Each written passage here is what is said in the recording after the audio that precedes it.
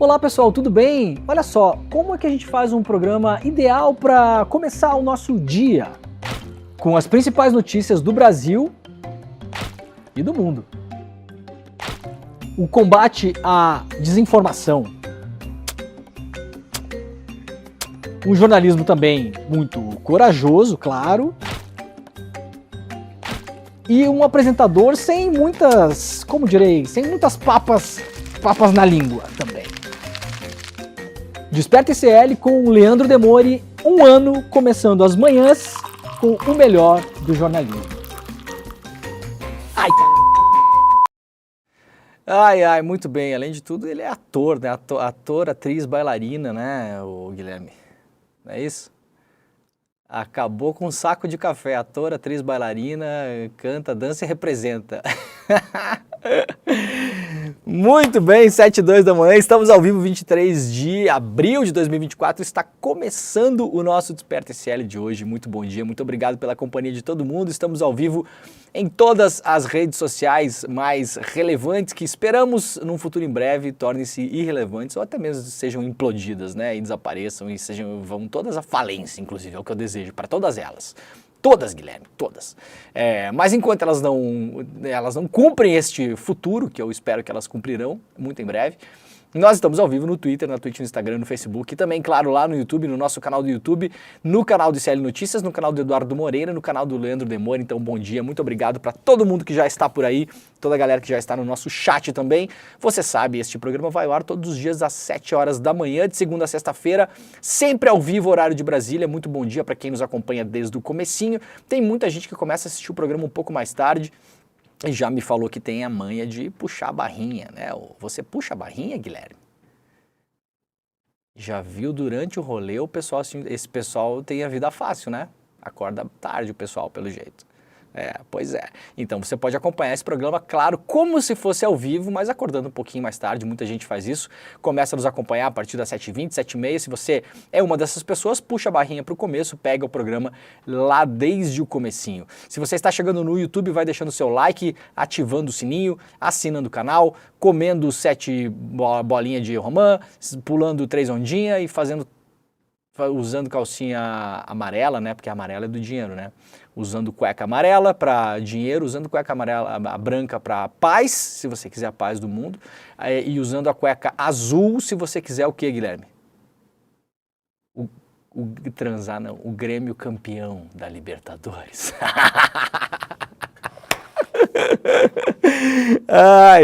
Mas se você não quiser fazer nada disso, faça pelo menos uma tarefa hoje pela manhã, que é compartilhar este programa com as pessoas que você ama e também com as pessoas que você odeia, porque o ódio também é um sentimento genuíno do ser humano. A gente não pode enterrar o nosso ódio dentro da nossa cabeça. A gente tem que, né, espalhar ele de uma forma amorosa, claro. Como é que você vai espalhar o seu ódio? Pedindo para as pessoas comprar uma 9mm? Não, passando o link pela frente do programa para que as pessoas possam adquirir um pouquinho de conhecimento também nas manhãs, que é sempre importante, né? Olha só, o vídeo aí do começo é o vídeo em comemoração de 1 ano do Desperta, que estamos cumprindo este mês, essa semana.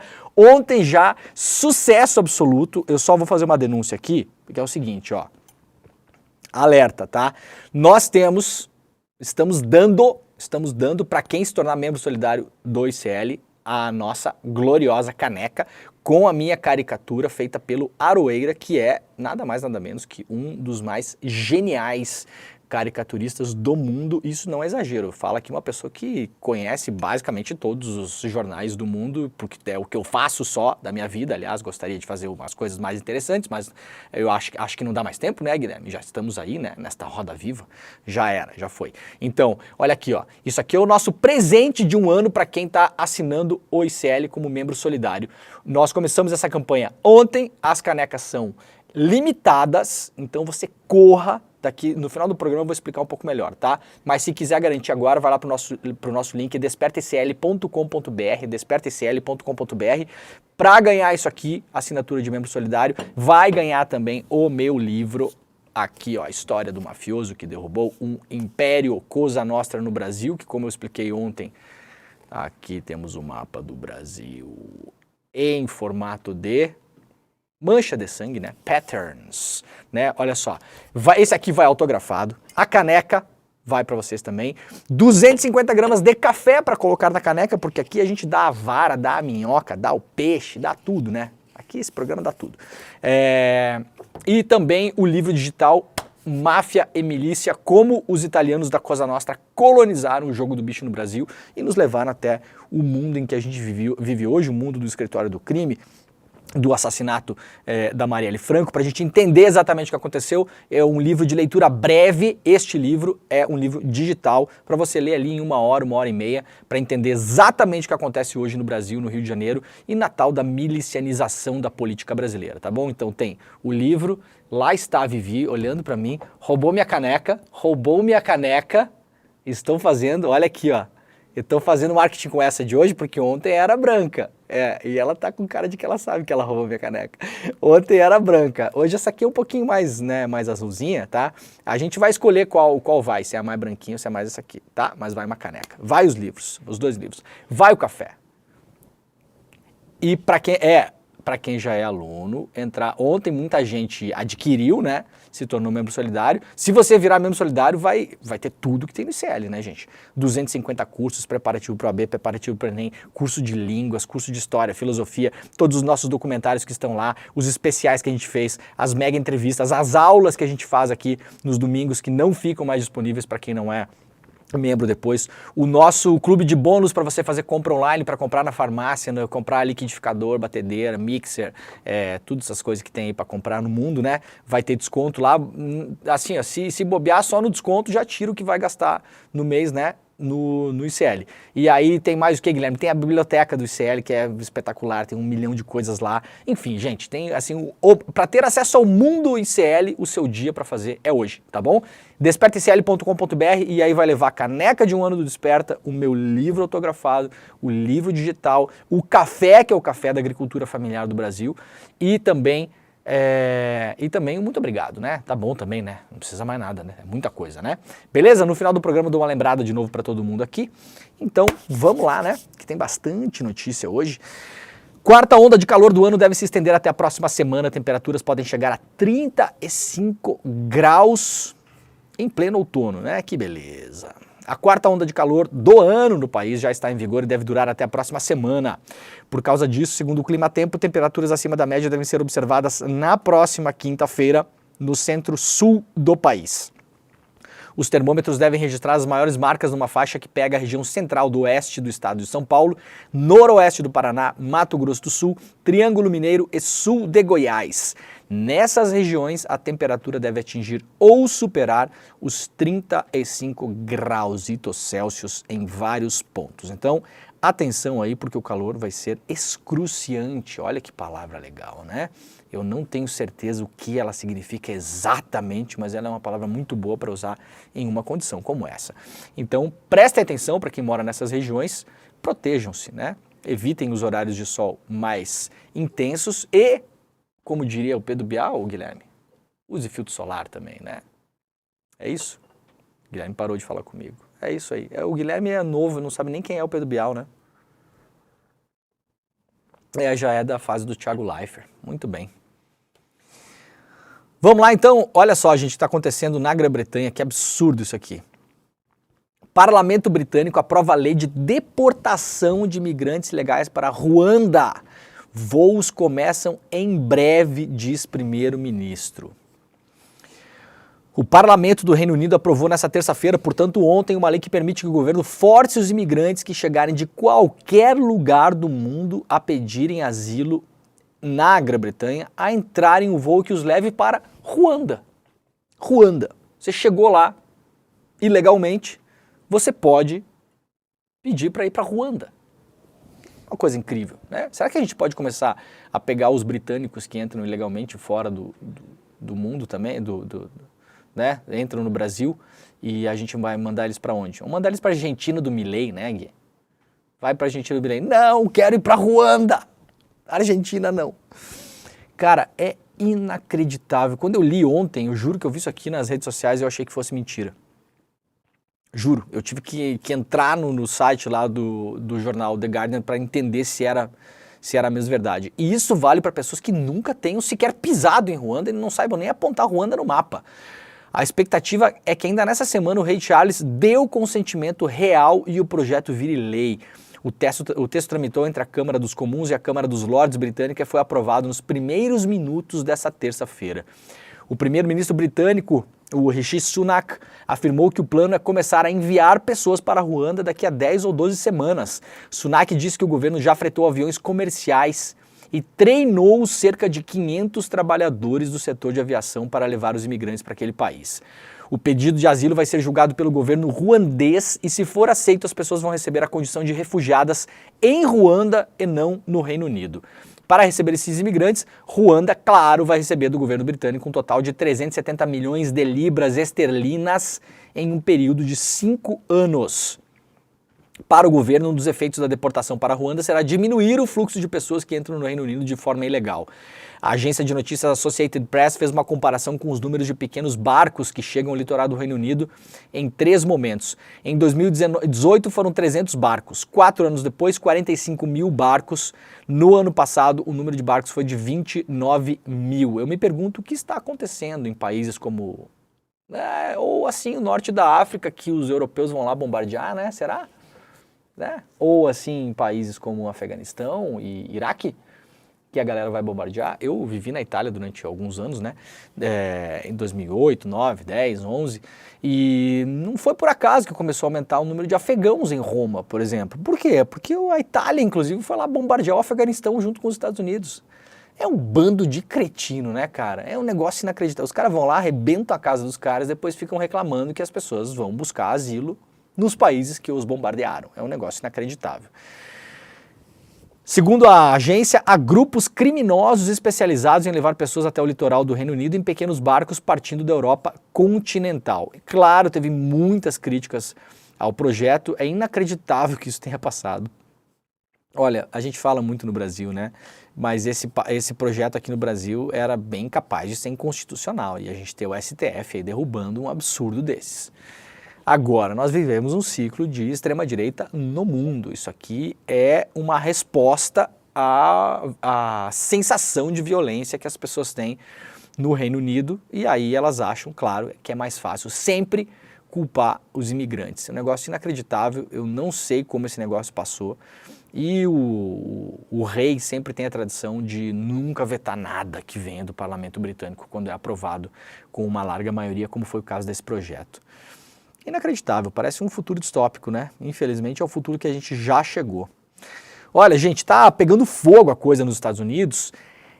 Centenas de manifestantes pró-Palestina estão acampados em universidades nos Estados Unidos e vários deles já estão presos na Terra da Liberdade, né?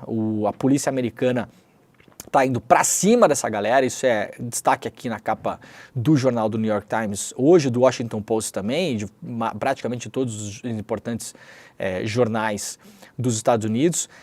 Os estudantes decidiram acampar nas universidades para forçar o governo dos Estados Unidos a parar o financiamento militar a Israel e, entre outras coisas também, né, parar até mesmo muita parte do comércio entre Estados Unidos e Israel. Fizeram os acampamentos em vários campos, vários campos. Tem aqui algumas cenas, né, Gui, se a gente puder colocar aí. A polícia agindo, olha aí, ó, a polícia agindo violentamente contra os manifestantes que estavam lá reunidos de todos os protestos que eu vi ontem de forma pacífica. Aí a galera tá caminhando pelas ruas. Isso aí é na Universidade de Columbia, se eu não me engano. Não, em Nova York, é lá na Universidade na New York University, né, NIU. A polícia entrou em massa nos acampamentos, que mal tinham se formado, e já efetuou dezenas de prisões. Vocês estão vendo os policiais caminhando ali? Vocês podem notar que alguns deles têm como se fosse uma espécie de fita branca pendurada na cintura. Essa fita branca são as algemas. A gente não usa esse tipo de algema no Brasil, mas nos Estados Unidos se usa mais comumente, são algemas de uma espécie de plástico, tipo aquelas fitas. E tipo aquelas fitas, não, sabe aquelas fitas, Guilherme, de prender fiação, né? Aquelas Hellerman é o nome desse negócio? Então, e aí eles usam para prender pessoas, né? Então, na Terra da Liberdade, né, no modelo, o grande modelo que foi usado no Brasil nas últimas 3 semanas, né, o modelo, até mesmo, como é que disse o Michael Shellenberger, o maior picareta e vagabundo jornalista que já pisou aqui no Brasil, e olha que a concorrência é grande, hein? Senhor Schellenberger, é enorme a concorrência, o senhor conseguiu chegar no número 1. Nos Estados Unidos, até nazistas podem marchar em bairros de pessoas que foram sobreviventes do Holocausto, não era isso? Então temos um seguinte quadro, senhor Michael Schellenberger. Nos Estados Unidos, os senhores permitem nazistas marchando em bairros de imigrantes judeus que fugiram do Holocausto, mas não permitem que estudantes se organizem em acampamentos pacíficos, como estamos vendo nas imagens, para protestar contra o que acontece na faixa de Gaza, né? A polícia chegou lá e começou a prender olha aí o policial com um monte daquelas fitinhas. Esse aí tá, olha, mas todos eles, olha, quem tá vendo as imagens, né? Isso aí é tudo algema, tá, gente? O pessoal não foi para lá para brincadeira. Isso aí é na NYU, em Nova York, em várias, na Colômbia tem também, Yale, Harvard, várias universidades americanas estão tendo esse tipo de protesto. Olha, tem uma boa notícia para o povo dos Estados Unidos que quiser protestar em segurança, venha para o Brasil. No Brasil a gente permite protesto, raramente as pessoas são presas. O que não pode protestar no Brasil é gente usando vermelho, professor e movimento sem terra e movimento social. Daí tem um risco de ser preso ou tomar tiro da polícia. Mas se vier para o Brasil, vou dar uma dica, vem para o Brasil, pode ocupar os espaços, bota uma camiseta amarela, que a polícia não vai tocar em você. Pode pedir golpe de Estado, fuzilamento de opositor, tá tudo liberado. A gente teve aí no final de semana 30 mil pessoas em Copacabana, não teve uma prisão, né? Então, o senhor Michael Schellenberger e outros aí, né? Temos um modelo aqui, a nossa grande democracia brasileira, ela permite que as pessoas protestem de modo pacífico e voltem para casa para tomar o seu todinho, né, Guilherme? Então tá bom. Guilherme, quando eu falar com você, por favor, você me responda, senão eu acho que eu tô ficando maluco. Seja rápido, tá? Eu tô, não, um pouco sim, mais do que eu já era, né? Faz parte. Ativistas se preparam para lançar 5 toneladas de alimentos à população de Gaza. Lançar não, levar, na verdade. Uma coalizão de ativistas de mais de 30 países, a Flotilha da Liberdade, que há 14 anos realiza expedições marítimas com ajuda humanitária, partirá de Istambul com o objetivo de desafiar o bloqueio israelense na faixa de Gaza e levar 5 toneladas de alimentos e remédios ao povo palestino. O ativista brasileiro Tiago Ávila participa da missão e relata nesse diário que a gente publica lá no iclnoticias.com.br. Se você quiser acompanhar, o navio partiu ontem, né? Hoje é 23, o navio partiu hoje e está se direcionando a Gaza para levar os alimentos para as pessoas que lá estão. Lembrando que Gaza enfrenta um bloqueio, então é uma viagem, para além de tudo, muito corajosa, muito perigosa. O Tiago Ávila, que já deu entrevista para a gente aqui, ativista brasileiro, super importante, ele está no navio e agora a gente está publicando um diário da flotilha, tá bom? Então quem quiser acompanhar, olha aqui, ó, já temos post novo lá. Um post grande, aliás, explicando como que é a missão. Tá aqui o Thiago, né, já deu entrevista pra gente aqui algumas vezes, inclusive. E aí a gente vai publicar esse diário lá no iclnoticias.com.br. Aqui temos que fazer o login, mas a gente dá um refresh no UOL e aperta o ESC. Para quem não sabe, o UOL é o PayPal mais fácil de você burlar. Apuração alerta a agência da ONU em Gaza, mas não confirma a denúncia de Israel. Israel não forneceu provas de suas acusações contra os funcionários da ONU sobre um suposto envolvimento com o Hamas. E a Agência da ONU para Refugiados Palestinos tem regras suficientes para garantir sua neutralidade. Mas o organismo internacional enfrenta problemas que ameaçam sua neutralidade, sim, e medidas precisam ser tomadas para fortalecer seus mecanismos de controle. Essas são algumas das conclusões das investigações conduzidas de forma independente por uma equipe convocada para lidar com a crise estabelecida entre a entidade e o governo Benjamin Netanyahu. A matéria está publicada hoje lá no UOL pelo nosso camarada Jamil Chad e, claro, mais uma mentira de Israel. Acusou essa ONG de fazer parte do Hamas, usou isso inclusive como desculpa para ter matado vários ativistas em Gaza e agora nós temos a verdade nua e crua, não conseguiu nenhuma prova do que estava dizendo um governo de assassinos e mentirosos. Empresas que disputaram contrato da Prefeitura de São Paulo são ligadas a amigo do prefeito. Matéria publicada pela minha querida amiga Amanda Audi, lá da Agência Pública. As 3 empresas que disputaram a licitação de 19 milhões, na qual a Prefeitura de São Paulo comprou armadilhas contra o mosquito da dengue, têm ligação direta ou indireta com o empresário Marco Bertucci, próximo ao atual prefeito da cidade, Ricardo Nunes. A agência pública mostra que Nunes e Bertucci são presidentes e diretor de uma associação de empresas de controle de pragas, ou seja, o prefeito está botando um dinheirinho na mão dos brother. 19 milhões de reais em armadilhas contra o mosquito da dengue. A matéria completa é da agência pública e está também publicada lá no iclnoticias.com.br. Vamos lá para o iclnoticias.com.br, na coluna da Juliana Dalpiva. A família luta por mulher encontrada escravizada em casa de desembargador em Santa Catarina. Vocês lembram dessa história, né? Esse aqui é o desembargador. A família de Sônia Maria de Jesus luta no judiciário para retirá-la da casa do desembargador Jorge Luiz de Borba e da sua esposa, Ana Cristina Gaiotto de Borba. Sônia é surda e foi libertada da residência do casal em Santa Catarina em junho do ano passado por fiscais do trabalho que a encontraram escravizada na casa dos Borba. Sônia foi levada a um abrigo, no entanto, acabou retornando após o casal ir buscá-la. Na época do resgate, Borba chegou a emitir nota negando as acusações de que Sônia estava em situação análoga à escravidão e dizendo que faria o procedimento para reconhecimento da paternidade de Sônia, o que foi feito nos últimos meses. A avaliação das verbas trabalhistas não pagas à Sônia chega a 5 milhões de reais. A família biológica da Sônia disputa com os Borba no judiciário os cuidados dela. A coluna conversou com Marcelo Silva de Jesus, irmão mais novo de Sônia, que relatou o ingresso da família biológica como parte no processo que já havia sido apresentado pelo desembargador em busca da guarda. Segundo ele, as advogadas da família estão habilitadas, isto é, aptas para atuar oficialmente no processo desde janeiro desse ano. A denúncia, desde que foi resgatada na casa do embaixador, Sônia se encontrou 3 vezes com a família biológica em Florianópolis.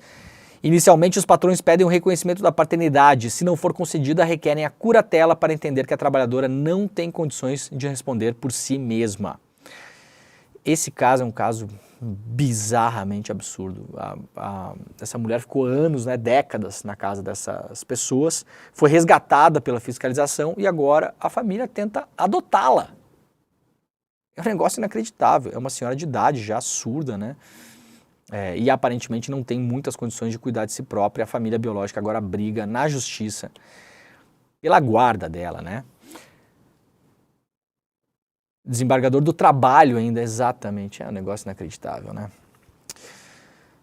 Olha, o ministro Barroso diz que a legalização de drogas leves é tendência mundial. Em palestra, o ministro do Supremo Tribunal Federal também falou sobre aborto em união homoafetiva. O Barroso tem dado várias declarações aí, Isso aqui é um pouco para contrapor aí o que foi aprovado no Senado, que foi aquela PEC que simplesmente quer jogar na cadeia todo mundo que for pego com qualquer quantidade de drogas no Brasil, absolutamente na contramão. Aliás, na semana retrasada, a Alemanha aprovou a descriminalização da maconha.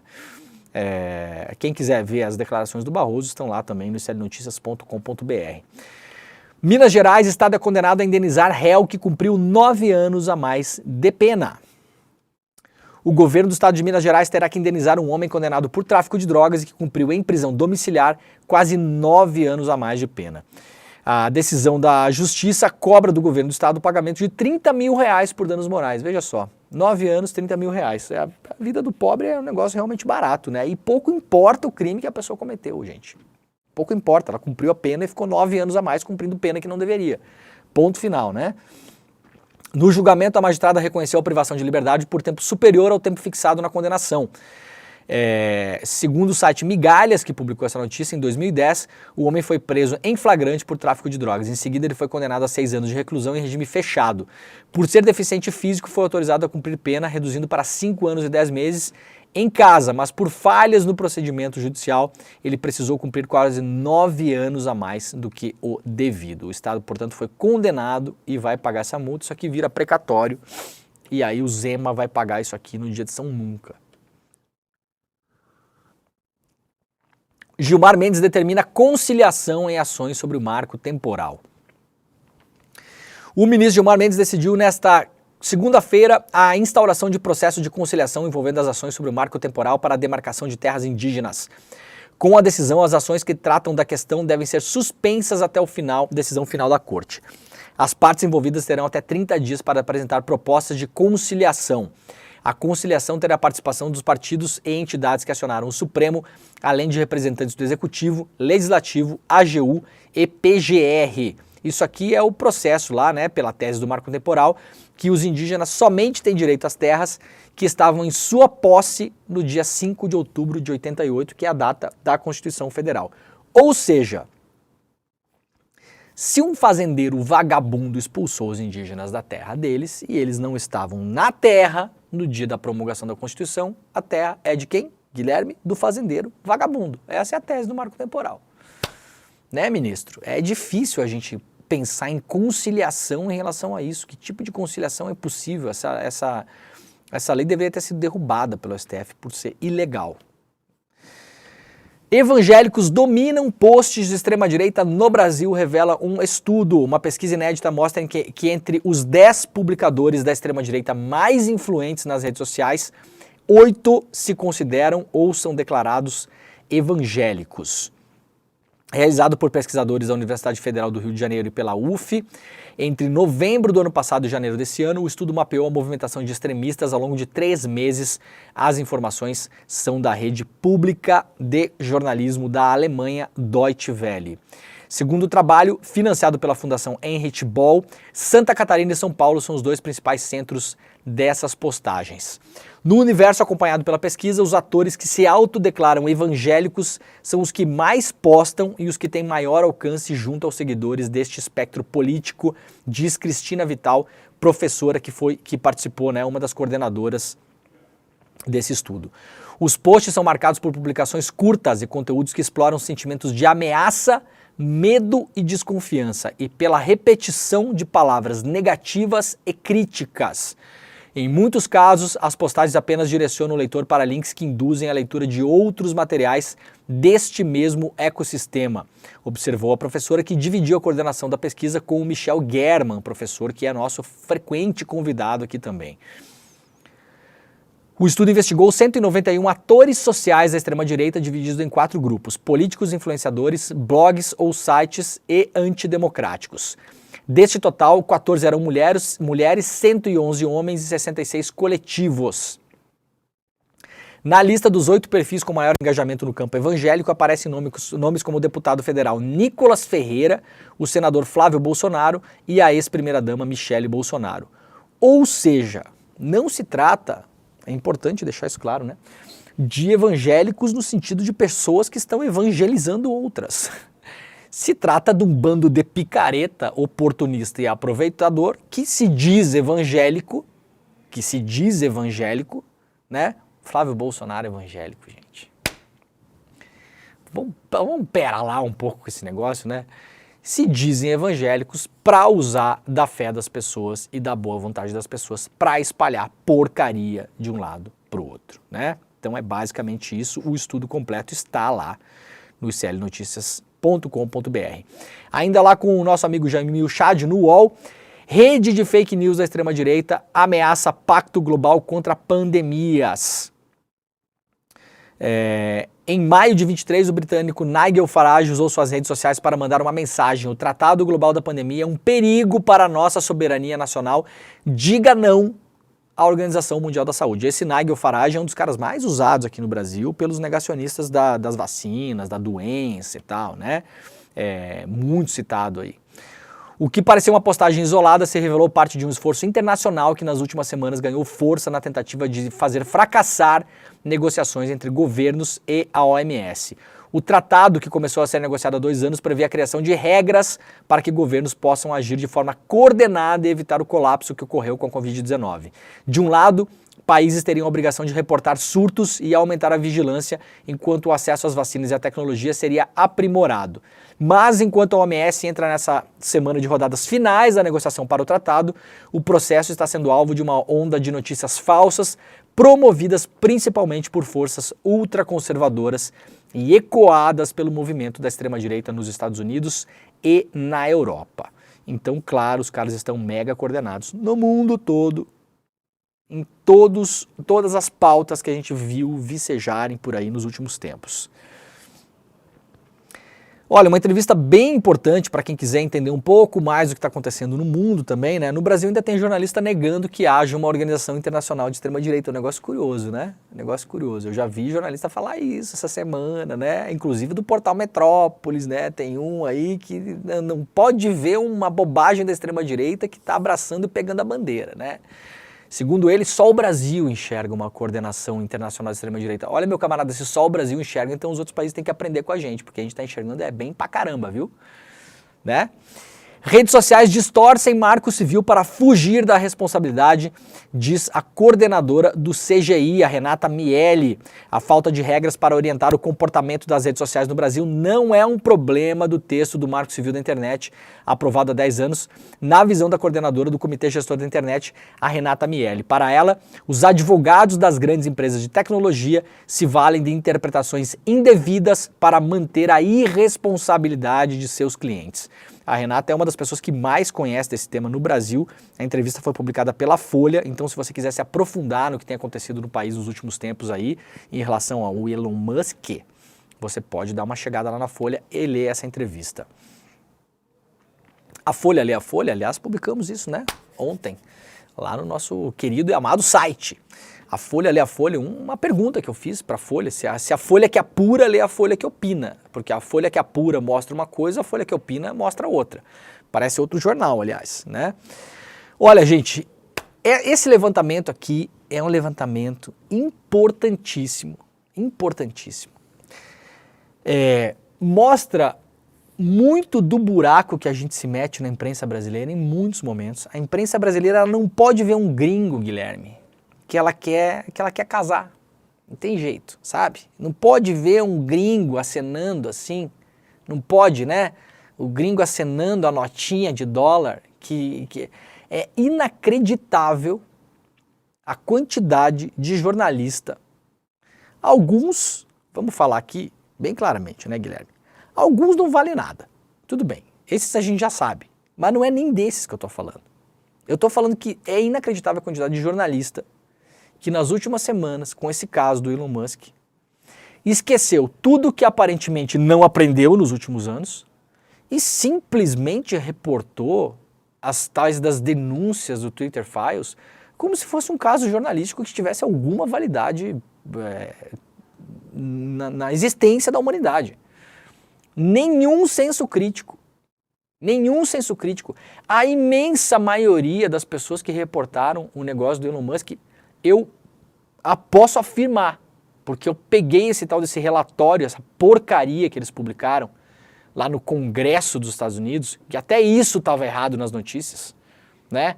Porque era a Carla Zambelli que publicou lá, o Carlos Zambello, né? Um bilquiço publicou esse negócio nos Estados Unidos, um deputado, trampista até os ossos, metido até uns 2 pés no golpe do 6 de janeiro dos Estados Unidos, ligado ao Elon Musk, que está fazendo essa bagunça de Twitter Files nos Estados Unidos há 2 anos já, só vive disso, só usa o cargo dele para isso. Parabéns, viu, imprensa? Vocês pegaram a Carla Zambelli dos Estados Unidos e repercutiram aqui no Brasil como se fosse uma denúncia, assim, uma denúncia de geopolítica da maior importância. Não leram a porcaria dos documentos, não levantaram os casos que tem ali nos documentos e continuaram publicando isso como se fosse uma coisa séria. Esqueceram que o cara que estava fazendo barulho sobre isso é o dono do Twitter, então a gente não tem nenhuma segurança de que esse cara não está manipulando o algoritmo para fazer com que os posts dele e desses picaretas que estão fazendo essas matérias, entre aspas, não cheguem mais longe. Eu vi um número de views de vídeos no Twitter, Guilherme, que eu nunca vi em 20 anos no Twitter. Nunca vi. Nunca vi vídeo da Beyoncé, da Anitta, de qualquer coisa que você possa imaginar. Eu nunca vi vídeo da Taylor Swift ter tanto view quanto o vídeo do jornalista gringo, otário, picareta e vagabundo, que é esse Michael Schellenberger, sentado na frente de uma câmera, lendo uns lixos que ele fica lendo lá para dizer que o Xandão é um ditador. Nunca vi. Não me parece por acaso. Nunca me pareceu por acaso. Falei ontem, aliás, no ICL Notícias, primeira edição. A gente está lidando com o dono da plataforma, que simplesmente pode ir lá e apertar meia dúzia de botões para direcionar que todas as pessoas que usam Twitter no Brasil recebam na sua timeline conteúdos que interessam a ele. Que foi o que aconteceu nas últimas semanas. Eu nunca tinha visto um post do Elon Musk na minha timeline. Nunca. Jamais. Juro pra você. Nunca vi. Eu nem lembrava que esse imbecil usava o Twitter. Né? Não lembrava, juro pra vocês. Hoje é toda hora, cara. Eu não consigo... Pra você também, Guilherme, é inacreditável. Eu não consigo rodar o Twitter. Sempre agora fica aparecendo post desse imbecil falando de Tesla, de economia americana, de carro, não sei o quê, de foguete. Mas vá pro inferno. Eu não quero saber dessa pessoa, gente. Não quero. Bloqueei ontem, né? Bloqueei, vamos ver. Semana passada caçaram meu... Não sei, semana passada caçaram meu verificado lá. Aí demorou 8 dias, voltou. Tá de volta lá. Aí, o que aconteceu? Ó, imprensa, acorda, porque isso aqui, tá? Isso aqui, tem colega que não gosta que eu faça essas coisas, mas esse programa não é feito para fazer amigos, tá? Isso aqui não é o Teleamizade. Isso aqui não é o chat do AOL, American Online em 96. Isso aqui é um programa para as pessoas que assistem o programa. Então, olha só, tem coisa que acontece na rede social que vocês já deviam estar acostumados. Por exemplo, o uso de contas inautênticas, os chamados robôs. Aí veja que curioso, Guilherme. 3 semanas atrás, quando começou essa pataquada, essa farsa, essa bobagem, nós até reportamos aqui no ICL, inclusive no nosso site, inclusive um monitoramento feito pelo Pedro Barciela. O número de seguidores de pessoas como nós começou a cair, não começou a cair? Eu perdi 2.000 seguidores. Eu perdi 2.000 sozinho, tá? E de várias pessoas. Fizemos um levantamento. Pessoas que se identificam como campo progressista, todas perderam seguidores. Algumas perderam dezenas, umas perderam centenas, outras perderam milhares. Mas muita gente perdeu muito seguidor. O William De Luca perdeu seguidor, eu perdi seguidor, todo mundo que comentou aí, assim ó, foi drenando dia após dia, durante a pataquada do Twitter Files. Resposta do Twitter é porque nós estamos fazendo uma limpa das contas inautênticas e dos robôs. Tem muito robô, né? Os meus nus no meu perfil, né, ô Guilherme? É assim que é hoje em dia, né? Os meus nus no meu perfil. Vai ser o nome do programa amanhã. A gente coloca uma foto sua, do Pedro Falcão, do Jimmy, e aí é bomba. Os meus nus no meu perfil. Isso, uma bananinha. E aí, a berinjela. E aí, tá bom, a rede tá limpando, né? Tá limpando os robôs, afinal de contas. E aí temos uma notícia hoje que deixa evidente o que aconteceu. E mostra como parte da nossa imprensa, olha, galera, me desculpa, tá? Mas vocês são um bando de trouxa mesmo. Porque isso aqui, cara, isso aqui já todo mundo sabe como funciona, pelo amor de Deus, não tem novidade nesse negócio. Presta atenção, vá nos posts, veja os tipos de respostas que tem embaixo. Acessa 20 contas lá para ver que tipo de gente quer, que tipo de conteúdo posta, se aquilo tem cara de ser uma pessoa ou não. E agora nós temos aqui um negócio cientificamente comprovado. Ataques contra morais por bloqueios no Twitter partiu de comunidade com alta proporção de contas falsas, aponta relatório. Então todo o fuzuê foi alimentado também pela máquina. A máquina de sempre. Não dá pra gente esquecer que eles existem, galera. É um negócio assim, me cansa até de ler isso aqui. Eu vou ler isso aqui cansado. O Castro Rocha, né, o nosso querido professor Castro Rocha, falou que ontem o Nicolas Ferreira ganhou seguidor, mas os da extrema-direita todos ganharam seguidores. Todos. Então, aparentemente, tiraram nós para jogar para eles, né? Vocês imaginem os seguidores que essa galera ganhou. Quanto não foi de robô? É óbvio, cara, que é um movimento coordenado. E a imprensa vai no oba-oba e pega o relatório. Que relatório? Vocês nem leram o negócio. Nem leram o negócio. Cada coisa publicada, mal apurada, não entende nada do que está acontecendo ali. É um negócio inacreditável. O debate digital em torno do embate entre Elon Musk e o Alexandre de Moraes mobilizou duas principais comunidades que se diferenciam pelos índices de interação e uso de robôs. com maior proporções de contas consideradas falsas, a base que impulsionou o posicionamento do bilionário teve alto grau de compartilhamento. Enquanto isso, o grupo que teceu um discurso contrário ao Elon Musk é menos denso e menos engajado. Por quê? Porque é gente que tem que trabalhar, que tem que levar o filho na escola. Não é conta falsa, não é conta inautêntica, não é fazenda de robô, né, andando de um lado para o outro. É o que aponta um estudo do Laboratório de Estudos da Internet e das Redes Sociais, o NetLab, lá da UFRJ, que analisou postagens no Twitter entre 8 e 9 de abril. Foram mapeados cerca de 90 mil posts, de modo que 39 mil contas postando conteúdos em inglês e outras 30 mil em português.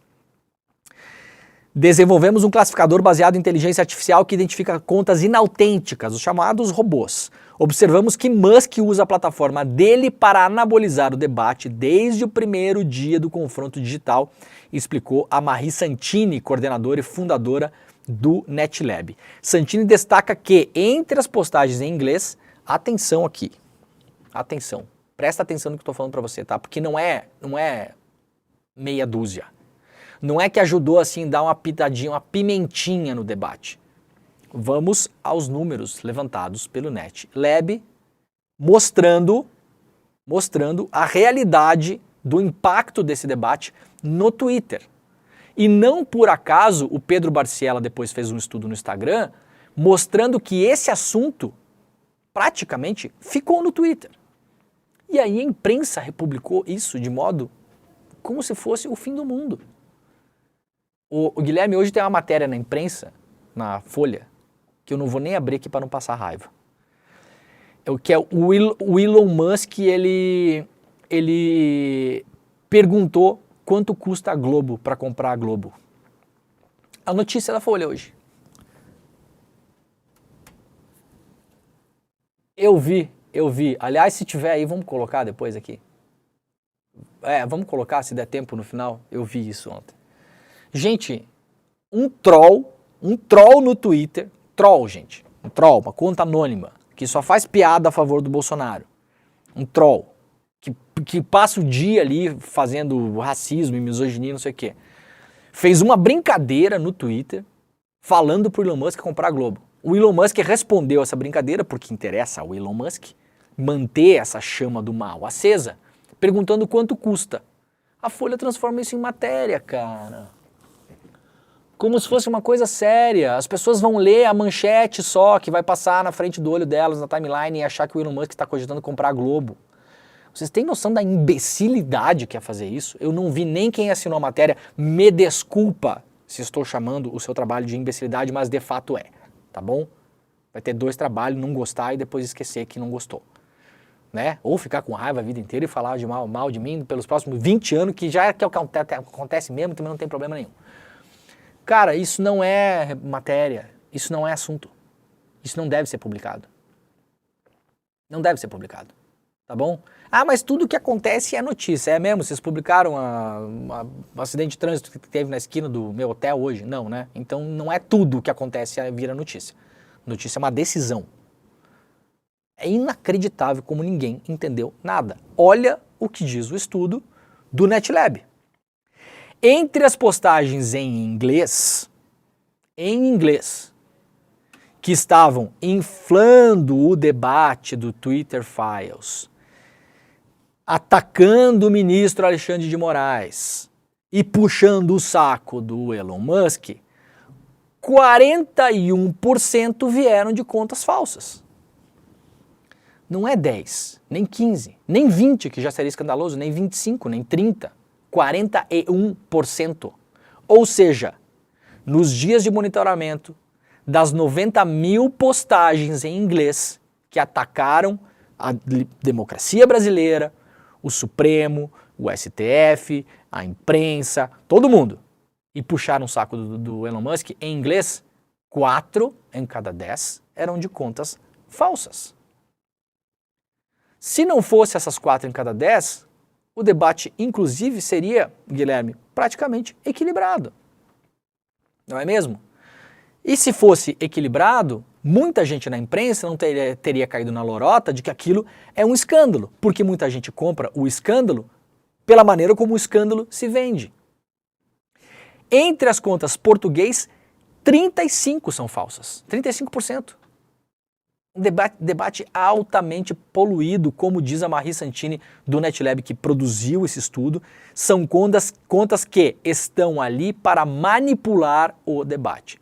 E parabéns. Parabéns, porque conseguiram. Conseguiram demais.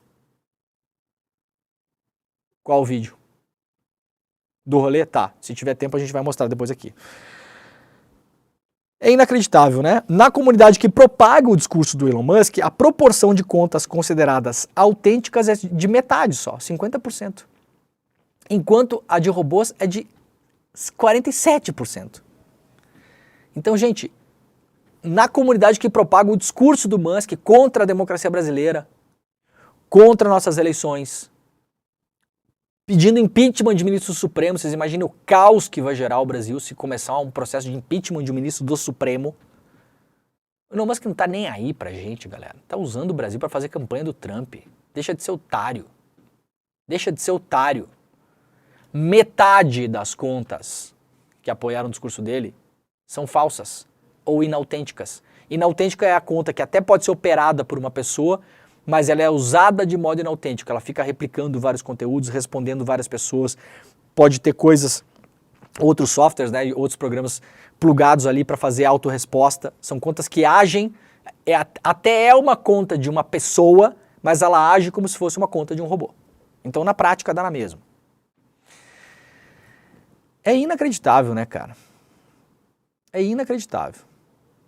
Então, a rede do Musk está infestada de robô e a imensa maioria deles, claro, está bombando esse tipo de assunto e tem gente que cai sem nenhum senso crítico. Alexandre de Moraes prensa Elon Musk e exige explicação do Twitter em 5 dias. O ministro do Supremo Tribunal Federal emitiu uma decisão pedindo esclarecimentos do Twitter sobre descumprimento de ordens judiciais da corte. Agora, a empresa tem 5 dias para prestar esclarecimentos para a corte. O objeto são casos em que a empresa teria desobedecido decisões judiciais, conforme alegado pela Polícia Federal. Isso aqui são casos de descumprimento de ordens que se referem a contas bloqueadas dos bolsonaristas Rodrigo Constantino, Paulo Figueiredo e Alan dos Santos e Marcos Duval, que nos últimos tempos teriam participado aí de transmissões ao vivo no Twitter e estariam proibidos de fazer isso. E olha, para não variar, por um lado, graças a Deus pra gente aqui no Brasil, né? Mas o Elon Musk comprou a mesma briga em outras paragens agora. Está brigando com o governo da Austrália. Destaque hoje na capa do jornal inglês The Guardian, em vários outros jornais pelo mundo. Veja como o Brasil importa pouco, né, Guilherme? Porque o Brasil, quando rolou essa treta toda aí, não pegou capa do The Guardian nem um dia. Mas aí pegou na Austrália, pum! A imprensa, né? A imprensa colonial, ela... Opa!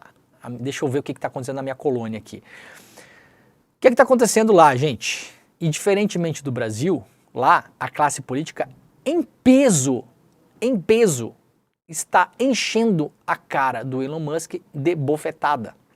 Diferentemente no Brasil, que a gente tem um bando de picareta e oportunista que quer causar o caos no país mesmo, que esse é o objetivo. Lá na Austrália, um bispo, né, um religioso, foi esfaqueado violentamente em uma igreja. E vários posts em relação a esse caso foram postados no Twitter. Inclusive o vídeo e vários outros posts pregando extremismo, dando parabéns para a pessoa que esfaqueou esse religioso, instando outras pessoas a fazer o mesmo em outras igrejas. Isso estava correndo livremente pelo Twitter na Austrália.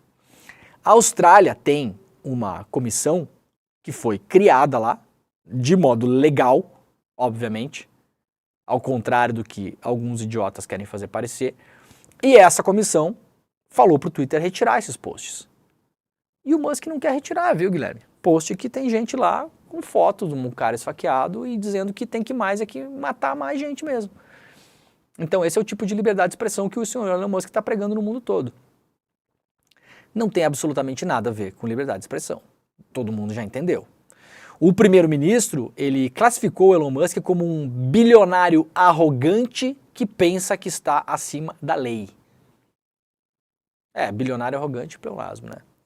Um bilionário arrogante que pensa que está acima da lei. Isso é o que falou o primeiro-ministro da Austrália, o Anthony Albanese, respondeu ao proprietário do Twitter, que criticou a autoridade australiana pela remoção de vídeos após esse religioso ser esfaqueado em uma igreja em Sydney. E claro, tem uma análise também lá no Guardian, mostrando que a tal da batalha, né, do Elon Musk pela tal da liberdade da expressão não tem absolutamente nada a ver com liberdade da expressão, é simplesmente para atiçar a sua turba de fanáticos no Twitter, para no final das contas dar uma melhorada nos seus negócios. Então, gente, se o caso do Brasil não serve para vocês, então vamos pegar o caso da Austrália. Será que tem Xandão na Austrália também, Guilherme? Né? Tem que ter, né? Será que a Austrália é comunista também? Deve ser, né? Será que o bando de brasileiro que foi morar na Austrália nos últimos 20 anos e vai morar lá e tal, tua irmã mora lá? Tua irmã é comunista? É um pouco comunista, então complica, né? Deve ter um Xandão lá. Deve ter o Alexander de Moraes, né? Alexander de Moraes, lá na Austrália, está operando o comunismo, né, e a ditadura do judiciário. Será que as pessoas vão entender o que o Elon Musk está fazendo pelo mundo? Que é simplesmente manter essa turba, né? No Twitter, como diz aqui a Belinda Barnett, que faz essa análise lá pro Guardian, né? Mantendo a sua turba que fica usando memes no estilo 4chan, que é o lugar, né, de neonazi na internet. Então, gente, acontece no Brasil, está acontecendo na Austrália. Graças a Deus, pelo menos essa semana, o Elon Musk esqueceu da gente, né? Tá lá olhando para o outro lado. Tem o vídeo aí, não vai dar tempo de passar o vídeo. Vamos fazer o seguinte, vamos só falar do Deltan Dallagnol rapidinho aqui, ó. A Carmen Lúcia manteve a indenização do Deltan para pagar para o Lula por causa do PowerPoint, 75 mil mangos, né? PowerPoint mais caro da história, o Deltan Dallagnol vai ter que pagar, porque o PowerPoint é um negócio absurdo. Vocês imaginam você chegar e exatamente, nem a Microsoft ganha tanto dinheiro vendendo PowerPoint quanto o Lula vai ganhar com o Deltan. 75 mil condenado de forma definitiva. Vamos fazer o seguinte, a gente vai fazer o seguinte, Guilherme, vamos fazer o nosso finalzinho aqui da nossa caneca que o pessoal tá pedindo aqui. E aí vamos encerrar o programa com um vídeo do rolê de ontem para mostrar se o Elon Musk comprasse a Globo, o que fariam. Pode fazer piada com isso? Claro, tem que tirar onda com esse imbecil? Claro, não pode, né? A Folha transformar em matéria isso, Folha. Isso não é notícia, Folha. Você não entendeu que um idiota postando na internet não é notícia, entendeu? Ah, mas na matéria tá explicado, mas ninguém lê as matérias de vocês, Folha, só eu. Folha, atenção, eu sou a única pessoa que lê as matérias do jornal de vocês. Nem a Folha lê a Folha, como eu provei ontem no artigo que eu publiquei no iclnoticias.com.br. Nem a Folha lê a Folha, só eu leio. Então não me venha com esse papo. Vocês colocam isso no título, vai ter gente pensando que o Elon Musk vai comprar a Folha. Vai comprar a Globo, a Folha, que podia ser a Folha também, né? Aliás, a gente podia comprar a Folha. A Folha deve estar valendo 3 canecas do Desperta. Deve ser o valor da Folha, que é caro, né? Então tá. Gente, olha só, o programa tá indo pro final. A gente vai acabar o programa com o nosso querido, amado William De Luca e com o Guga Noblar lá no Rolê ICL, fazendo piada ontem, que é o que a gente gosta de fazer aqui também. Mas é o seguinte, começamos ontem a semana de aniversário do Desperta, então se você quiser levar para casa a caneca com o demoninho desenhado pelo Aroeira, caneca especial. A caneca, na verdade, tem outra cor, mas a Vivian Mesquita roubou a caneca oficial, então eu estou mostrando essa aqui. Mas também, no final da semana, a gente pode pedir se as pessoas preferem, né, Gui, essa aqui ou a branca, né? Eu estou gostando dessa aqui agora, gostei mais que a branca. Eu achei mais legal essa aqui. Essa aqui é aquele filho que a gente não gosta muito, mas daí o outro saiu de casa, daí a gente vai gostar desse agora, né? Legal.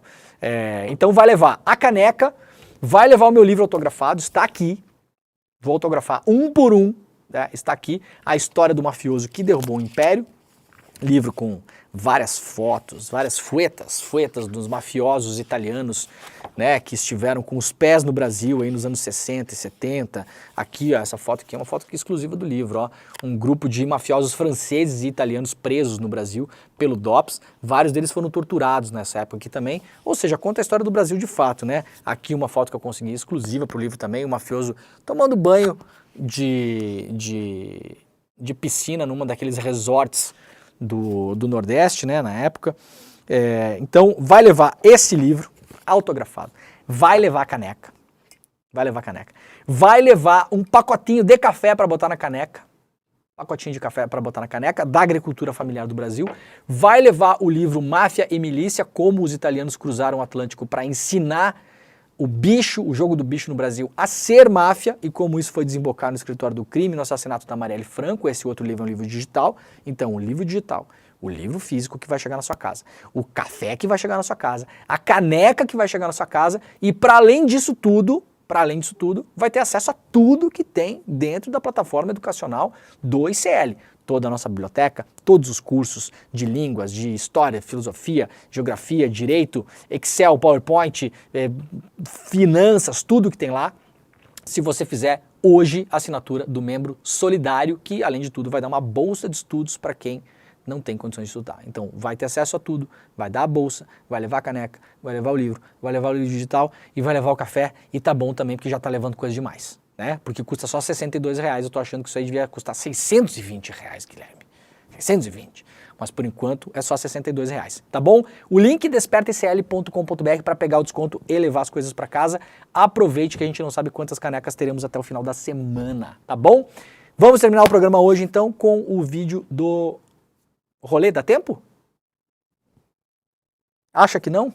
Então vamos deixar o vídeo para amanhã, a gente fica na surpresa. Pode ser? Então tá bom. Então amanhã a gente vai mostrar o que aconteceria com a Globo se o Elon Musk comprasse a Globo, porque a piada tá valendo, né, Folha? Não dá pra levar esse negócio a sério, pelo amor de Deus, tá? Segura o tchan aí. Beleza? O Desperta volta amanhã, agora está começando o ICL Notícias, primeira edição. Muito obrigado para todos e todas. Um beijo e tchau. O nosso encontro com a Leida Guevara, filha de Ernesto Che Guevara, contando a biografia do seu pai, o líder revolucionário mais popular de todos os tempos, foi um sucesso estrondoso. As pessoas se emocionaram e se surpreenderam, até com revelações que vão de encontro a tudo que as pessoas achavam, né, saber sobre Che Guevara. Muita gente está pedindo para poder assistir de novo, que é um pouco mais daquela energia que veio junto com o encontro. E várias pessoas que não puderam assistir estão pedindo a chance de poder assistir. A gente resolveu então liberar o replay e liberar também os presentes que no final a gente deu para todo mundo que quis vir fazer parte da comunidade CL, para as pessoas que assistirem o replay. Então, aproveita agora a chance que está acabando até o prazo, é um período pequeno que fica o replay liberado, e assiste a esse encontro maravilhoso. E depois conta pra gente aqui o que vocês acharam. Eu tenho certeza que vocês vão adorar. Um abraço e bom encontro.